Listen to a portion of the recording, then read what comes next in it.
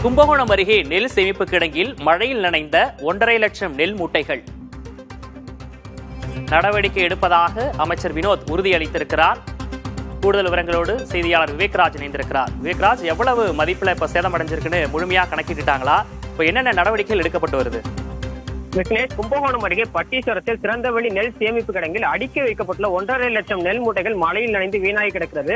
அதாவது கும்பகோணம், திருவிடைமருதூர், பாபநாசம் சுற்றுவட்டார பகுதிகளில் விவசாயிகளிடமிருந்து அறுவடை செய்யப்படும் நெல் மூட்டைகள் பட்டீஸ்வரம் அருகே தனியாருக்கு சொந்தமான நெல் சேமிப்பு திறந்தவெளி கிடங்கில் அடுக்கி வைக்கப்பட்டுள்ளன.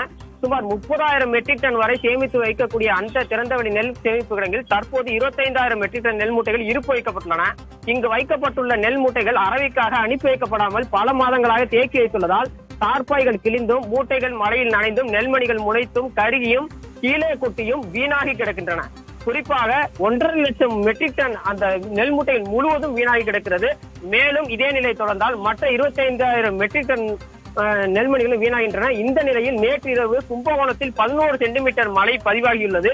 இதன் காரணமாக இந்த திறந்தவெளி சேமிப்பு இடங்கள் முழுவதும் மழைநீரில் மூழ்கியுள்ளது. குறிப்பாக இருக்கக்கூடிய அனைத்து நெல் மூட்டைகளும் இனி வரும் காலங்களில் இதே நிலை தொடர்ந்தால் முழுவதும் வீணாகக்கூடிய நிலை ஏற்பட்டுள்ளது.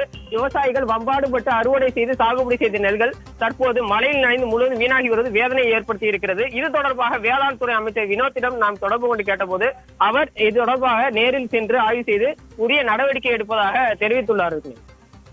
கூடுதல் விவரங்களுக்கு நன்றி விவேக்ராஜ்.